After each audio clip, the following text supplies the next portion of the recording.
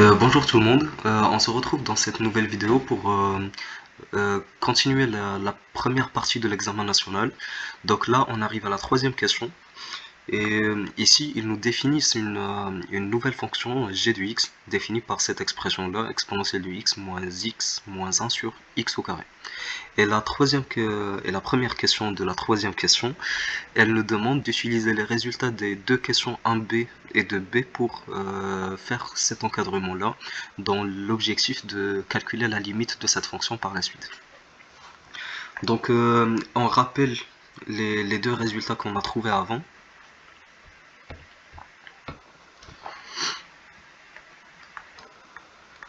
Alors, à partir des questions précédentes, je vais pas écrire précédentes. Donc, pour le 1b, on avait trouvé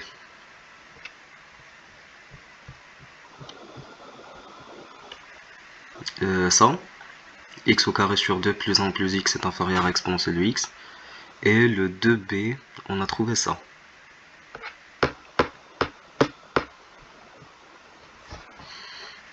Donc là, quel que soit x supérieur ou égal à 0, on a x au carré sur 2 plus 1 plus x est inférieur ou égal à exponentielle de x.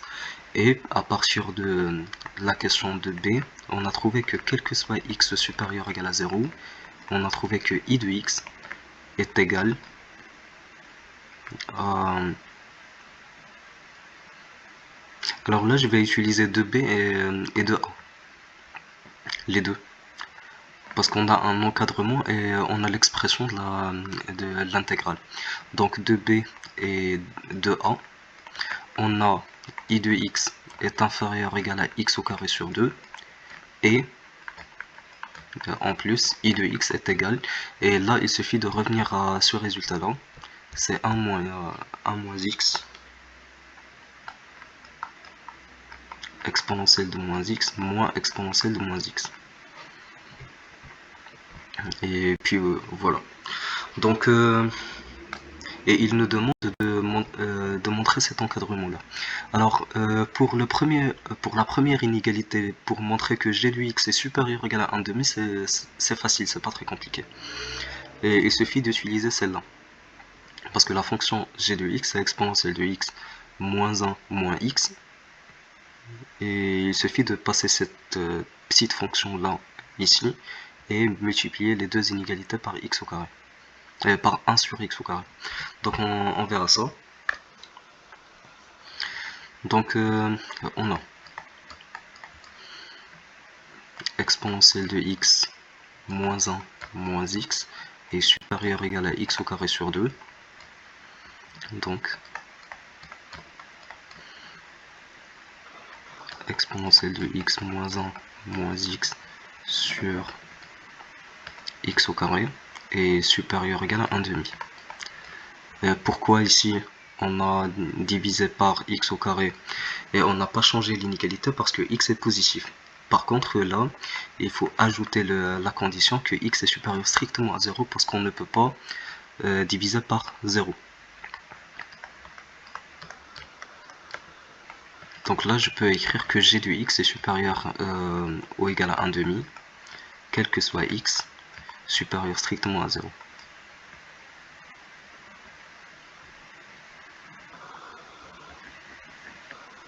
Et je vais appeler ça 1.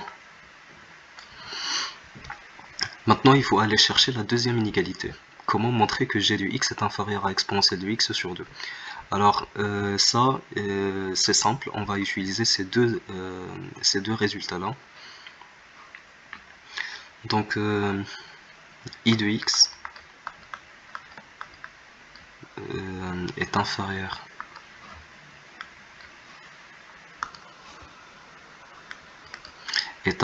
à x au carré sur 2. Il suffit de remplacer i de x par son expression.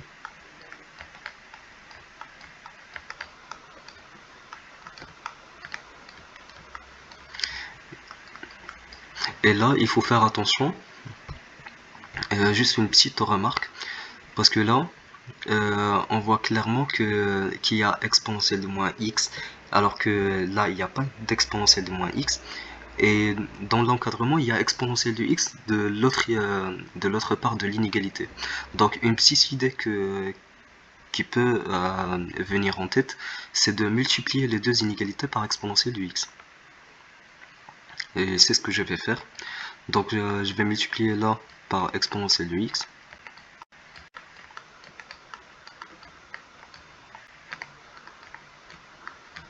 Et là par exponentielle de x.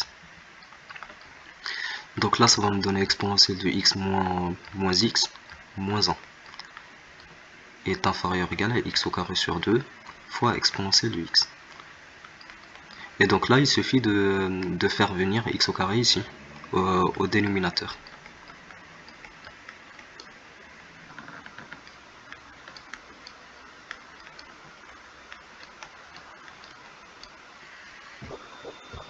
Et puis voilà. Il faut que j'écrive bien ça pour ne pas avoir la confusion de x au carré avec 2x, et ça arrive souvent. Donc là, il faut bien écrire les choses. Et ça n'est rien d'autre que la fonction g de x. Donc g de x est inférieur à exponentielle de x sur 2.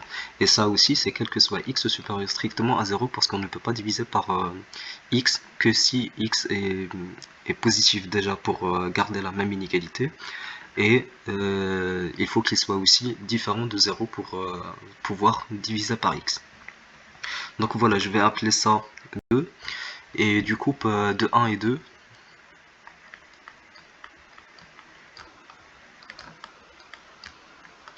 on peut conclure.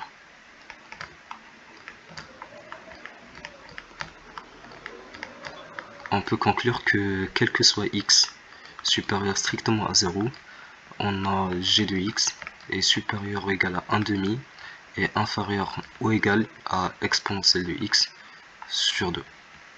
Et basta. Désolé pour le design, pour les personnes qui aiment un peu les designs et les couleurs. Donc voilà, désolé. Et on passe directement à la deuxième question, 3b. Et 3b, si je me rappelle bien, c'était le calcul de la limite. Donc là, il nous demande de déduire la limite quand x tend vers 0 plus de g de x. Alors il y a un théorème très fameux quand on travaille avec l'encadrement, c'est le théorème des gendarmes.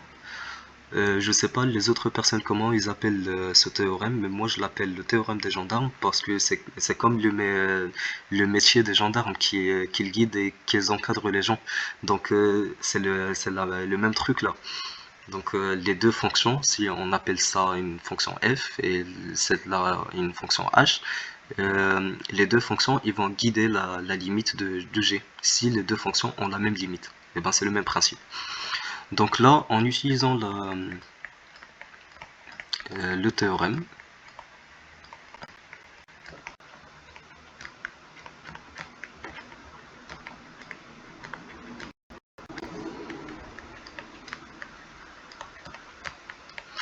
alors la limite quand x tend vers 0 plus de g de x est égale à la limite quand x tend vers 0 plus de 1 demi, qui est égal à la limite quand x tend vers 0 plus de exponentielle de x sur 2.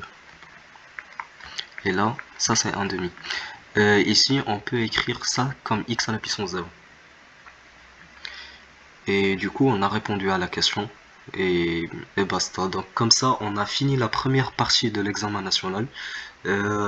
Lors de la prochaine vidéo, on va entamer directement la deuxième partie. On se retrouve à la deuxième vidéo et à bientôt.